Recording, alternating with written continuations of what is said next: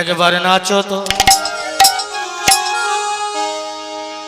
একবার নাচো তো,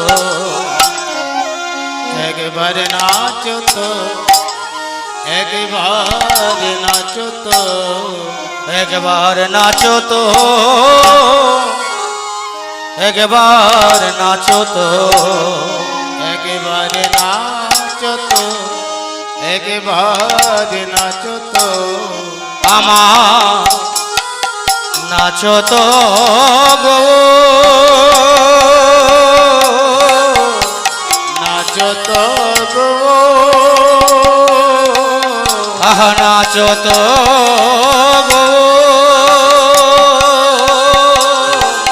নাচো তো গো,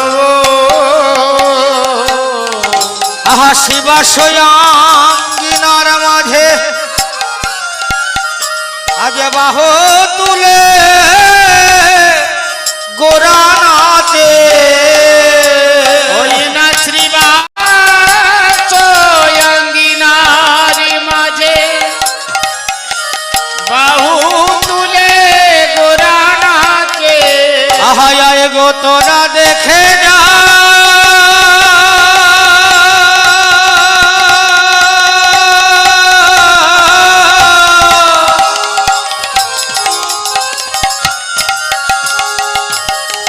আমারি গোরা নেচে যা,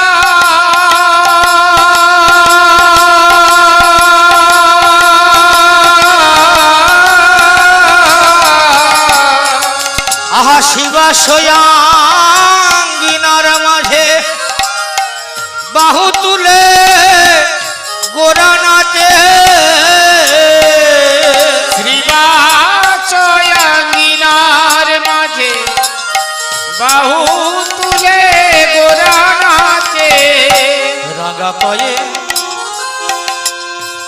রাগা পায়ে সোনার নকর বাজে, বাজে রাগা পায়ে সোনার নপুর বাজে, বাজে আহা রাগা পায়ে সোনার নকর বাজে, বাজে রাগা পায়ে সোনার নপুর বাজে, বাজে আহা শ্রীয়দ্বৈ তো নিত্যানন্দ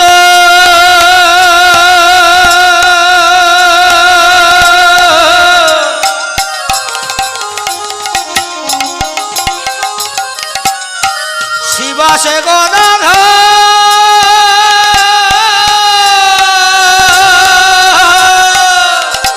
শ্রী অদ্বৈত নিত্যানন্দ, শ্রীবাসে গদাধর।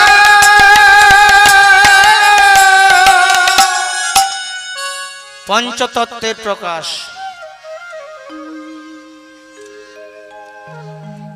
পঞ্চতত্ত্ব না হলে হরিসভা হয় না, পঞ্চতত্ত্ব না হলে হরিসভা সাজানো যায় না, পঞ্চতত্ত্ব না হলে ভোগ নিবেদন হবে না, এটা কলিকাল রক্তের গরম টিকবে না। যে যুগে যে অবতার সেই ধর্ম সার, অন্য ধর্ম আচরিলে জীব না হইবে পার। পাঁচটা তত্ত্বের আবির্ভাব। পাঁচটা তত্ত্ব কে কে? ওই যে বললেন শ্রী অদ্বৈত, নিত্যানন্দ, শ্রীবাস, গদাধর। আরেকটা পরে বলবো। এই চার তত্ত্ব কোন মহাশক্তির প্রকাশ হলেন? শ্রী অদ্বৈত মহাদেব মহাবিষ্ণু মিলিত বিগ্রহ, এই কলিকালে শ্রী শ্রী অদ্বৈত আচার্যের প্রকাশ।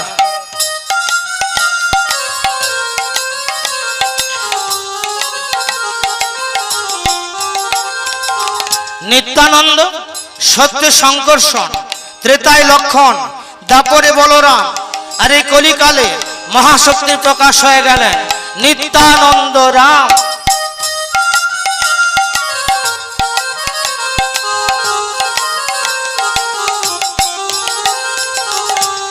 শ্রীবাসাচার্য দেবর্ষি নারদ ভগবানের ইচ্ছায় প্রকাশ হলেন, ভগবানের শক্তিতেই প্রকাশ হলেন।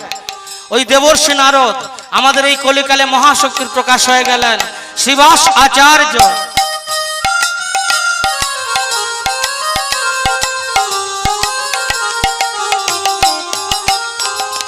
গদাধর এ যে আমাদের রাধা এসেছে, এ যে আমাদের রাধা এসেছে, এ যে আমাদের রাধা এসেছে, এ যে আমাদের রাধা এসেছে, ব্রজের ভাবে বিভোর হয়ে এ যে আমাদের রাধা এসেছে, ব্রজের ভাবে বিভোরি হয়ে এ যে আমাদের রাধা এসেছে।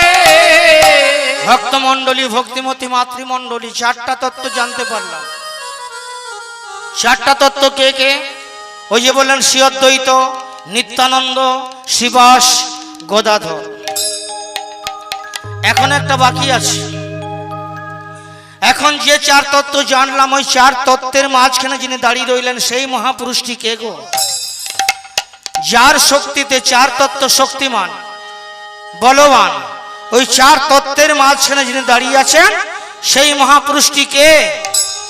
যেমন আমাদের একটা হাতে 5টা আঙুল আছে না, এই 5টা আঙুলের মধ্যে একটা আঙুল যদি না থাকে 4টা আঙুল শক্তিহীন, শক্তি থাকবে না। সেটা কোন আঙুল? এই 5টা আঙুলের মধ্যে যদি বৃদ্ধা আঙুল না থাকে 4টা আঙুল শক্তিহীন, শক্তি থাকবে না। তদ্রূপ ওই চার তত্ত্বের মাঝখানে যিনি দাঁড়িয়ে রইলেন, চার তত্ত্বকে যিনি শক্তি দিয়ে শক্তিমান বলবান করলেন, সেই মহাপুরুষটিকে। তার মাঝে আহা নাচে না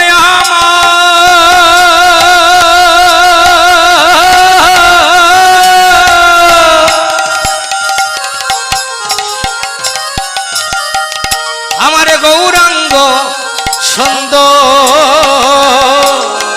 শ্রী অদ্বৈত নিত্যানন্দ, শ্রীবাসী গদাধর,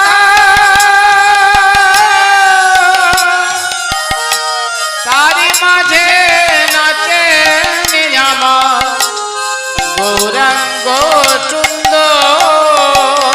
আমার গৌরী হরি নাচিছে, গৌরী হরি নাচিছে, আমার গৌরী হরি নাচিছে, গৌরী হরি নাচিছে, আহা গদাধরের কণ্ঠ ধরে আমার গৌরী হরি নাচিছে, গদাধরে কণ্ঠ ধরে গৌরী হরি নাচিছে। আজ শিবাশয়াঙ্গিনার মাঝে নাচে হে দণ্ড বাহু তুলে, গৌরী হরি নাচি শ্রীবাসয়াঙ্গিনা মাঝে, গৌরী হরি নাচিছে শ্রীবাসয়াঙ্গিনা মাঝে, গৌরী হরি নাচিছে ভক্তগণ সঙ্গে নয়ে গৌরী হরি নাচি, হরি হরি হরি বলে, গৌরী হরি নাচি, গৌর হরি বল।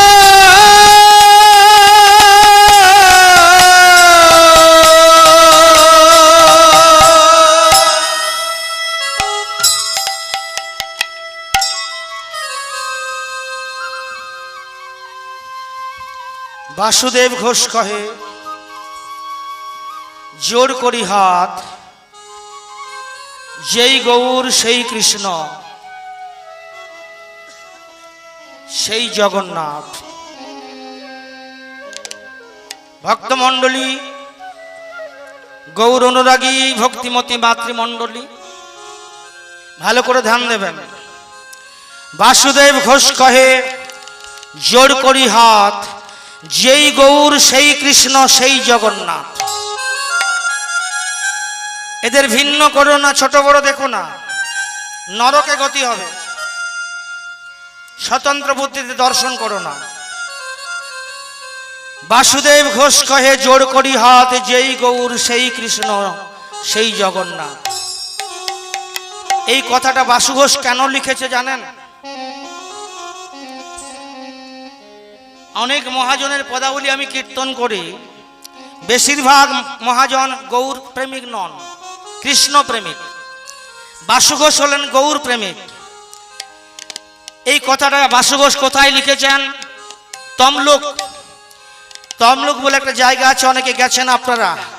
ওখানে আছে বাসু ঘোষের সিপাট, একটু যাবেন, ওটা তীর্থস্থান। বাসু ঘোষের পূর্ণ সমাধি আছে ওই জায়গায়। বাসু ঘোষ কথাটা লিখেছিলেন, বাসুদেব ঘোষ কহে জোর করি হাত, যেই গৌর সেই কৃষ্ণ সেই জগন্নাথ। এইবার বলবো কেন লিখেছিলেন। আসলে বাসু ঘোষ গৌর ছিলেন, গৌর বলতে অজ্ঞান, গৌর ছাড়া জানতেন না, গৌর ছাড়া বলতেন না। হঠাৎ করে গৌর হরি অন্তর্ধান হয়ে গেল।